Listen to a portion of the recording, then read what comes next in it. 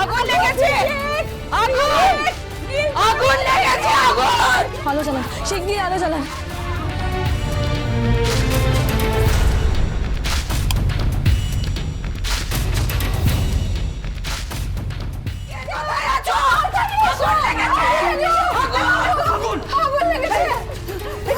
কি করে লাগলো?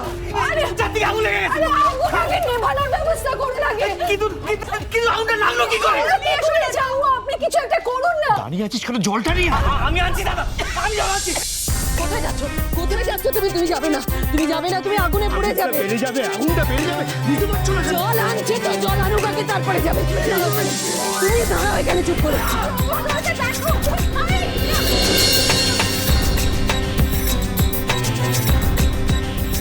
দাদা আমি জল নিয়ে এসছি দাদা। এই, তোরা এখানে দাঁড়িয়ে কি করছিস? যা জল নিয়ে তাড়াতাড়ি, পড়ে যা।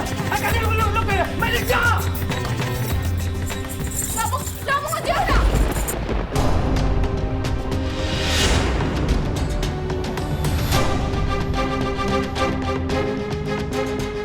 যেও না, দেখি কেন যাচ্ছ? কেন উঠে এসছো এখানে? কি বলছো তুমি? বাড়িতে আগুন লেগেছে আর আমি বসে থাকবো? আমি জল নিয়ে আসছি।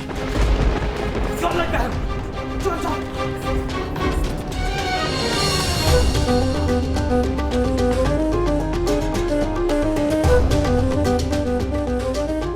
আমার ঠাকুর, ঠাকুর, আমার ঠাকুর।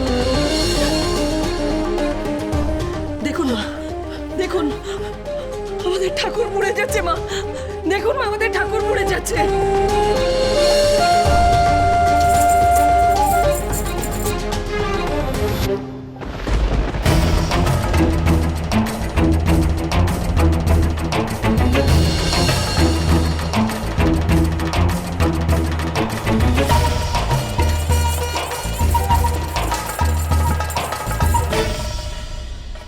জেঠিমা, জেঠিমা, জেঠিমা তুমি এখানে থেকে তুমি যাও এখান থেকে। না, আমি কোথাও যাবো না। আমার ঠাকুরকে ছেড়ে আমি কোথাও যাবো না। আমি কোথাও যাবো না। তুমি আমার নেবি। তোমার ঠাকুরকে আমরা কিচ্ছু হতে দেবো না, কিচ্ছু হতে দেবো না।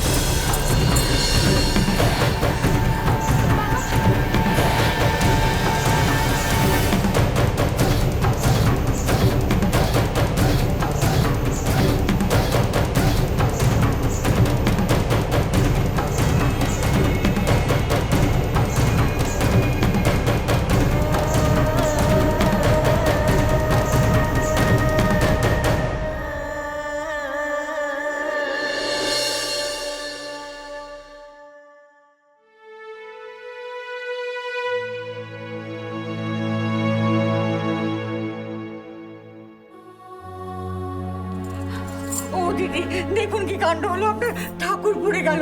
কত সাজ করে ঠাকুর স্থাপন করেছিলেন আপনি, আজ তা এইভাবে পুড়ে গেল।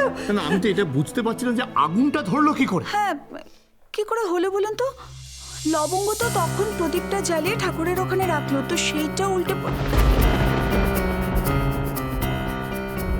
বাবা, ওই দেখুন, ওই তো প্রদীপটা উল্টে পড়ে তো আগুনটা ধরেছে।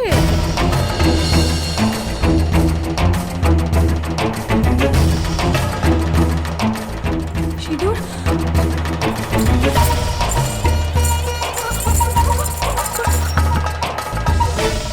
গেল গেল গেল, সিঁদুর কৌটোটাও গেল।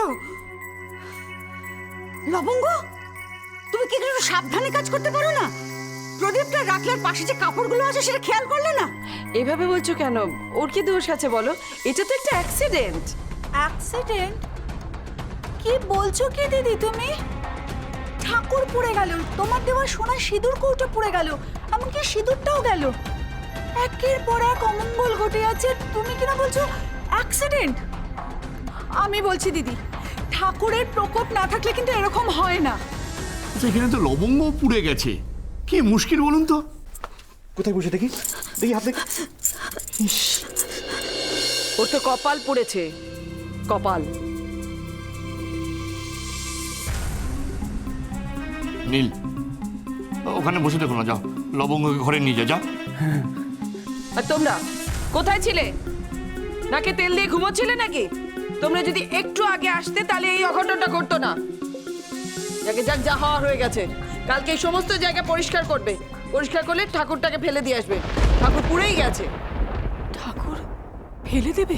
হ্যাঁ মা, আর তো কোনো উপায় নেই। এই ঠাকুর ফেলে দিয়ে নতুন একটা ঠাকুর এনে পুজো করিয়ে নিলেই হবে। পুড়ে যখন গেছে। আর যদি আমি পুড়ে যেতাম, আমাকেও কি ফেলে দিতেন মা? ঠিকই তো, একদম ঠিক কথা বলেছো তুমি। তো এই পুড়ে যাওয়া মূর্তি রেখে দেব? একবার দক্ষিণেশ্বরের বিগ্রহ যখন ভেঙে গেছিল, তখন সকলে বলেছিল যে বিগ্রহ ভাসিয়ে দিয়ে নতুন বিগ্রহ আনতে। তখন তো রামকৃষ্ণদেব এই কথাই বলেছিলেন। জানি জানি জানি, ওসব আর বলতে হবে না তোমায়। লবঙ্গ তো ঠিক বলেছে, সবসময় এইভাবে সবকিছু ভাঙতে নেই, গড়তে জানতে হয়। এই মূর্তি থাকবে। যাকে যা হওয়ার হয়ে গেছে। মেহুলি, যা ওদের ঘরে নিয়ে যা। চলো ঘরে চলো, ওঠো।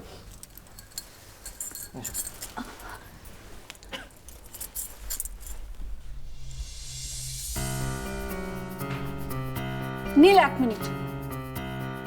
আমি জানি না এখন এই কথাটা আমার বলা উচিত হচ্ছে কিনা, কিন্তু তবুও বলতে বাধ্য হচ্ছি।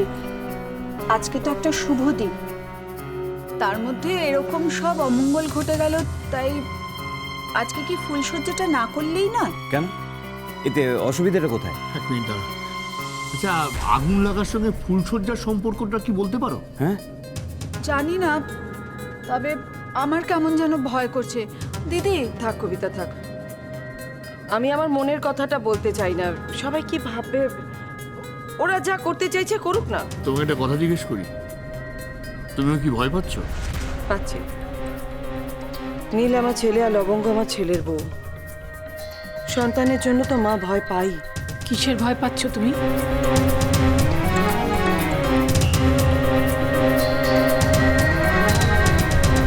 ফুলসজ্জা শাড়ির হাল দেখুন।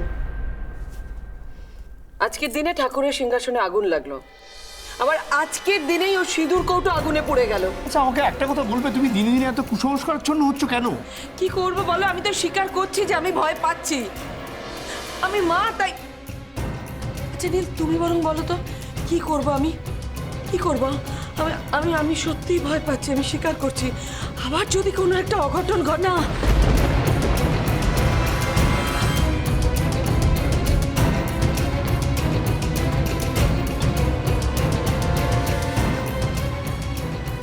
দেখেছো দেখেছো তোমরা? লবঙ্গ কিন্তু ভয় পাচ্ছে, ও আমার মতো ভয় পাচ্ছে। একটা কাজ করো, একটা দিন সময় দাও। কালকে বরং আমি পুরোহিতকে ডাকি, উনি যা বিধান দেবেন সেটা মেনে নেব, তারপর না হয়। নীল, মায়ের কথা শোন, যা ঘরে যা। লবঙ্গর আজকে আর ও ঘরে গিয়ে কাজ নেই, মায়ের মন তো। আপনি ঘরে যান, আজ আর আমি ও ঘরে যাব না।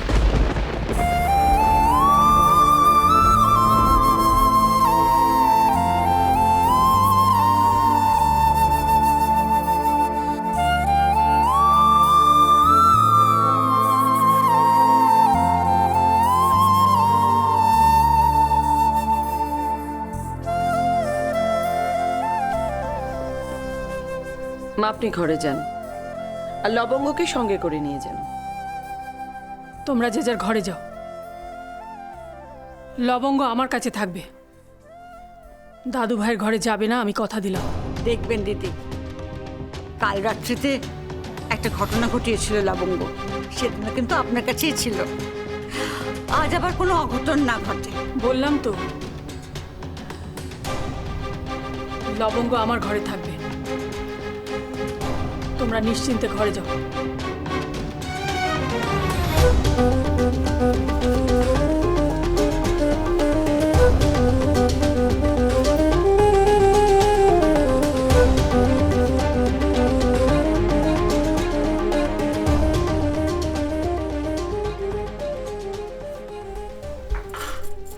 ঠাম্মি,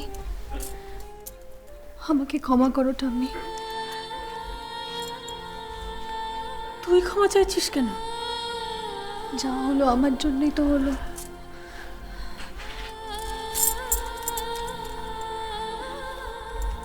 না লবঙ্গ, তোর জন্য আগুন জ্বলেনি।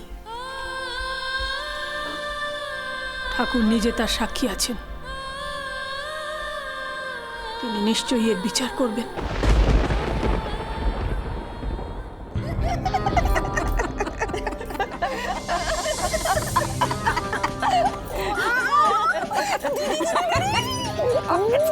খেলাটা তুমি খেললে না, আমাকে এখনো লবঙ্গর মুখটা মনে পড়লে হাসি পাচ্ছে। জমিয়ে রাখো, হাসিটা জমিয়ে রাখো। আমার ছেলেকে হাতের মুঠোয় করবে ভেবেছিল, অত সহজ? বাচ্চা বাচ্চা লবঙ্গ এখনো আমার কাছে জাস্ট বাচ্চা। আচ্ছা রানী, এরম করে বলছিস কেন? হাজারো লবঙ্গ তো নীলের বউ। তুই কি ছেলের বিয়ে দিতিস না? দিতাম, হয়তো দিতাম, আমার নিজের ইচ্ছে হলে আমি দিতাম, কিন্তু বিয়েটা হয়েছে মায়ের ইচ্ছে, মায়ের। এনিওয়েজ, তোমরা শুয়ে পড়ো তাড়াতাড়ি, কাল সকাল সকাল উঠতে হবে আবার। কেন? আর সকালে আবার কি? কাল হোটেলে যাব আমি। তাতে আমাদের কি দিদি? কাল সারাদিন আমি বাড়িতে থাকবো না, সংসারের সব কাজ আমি লবঙ্গকে বুঝিয়ে যাব। কি কি কাজ ওকে পালন করতে হবে সেগুলো বুঝে নিতে হবে না?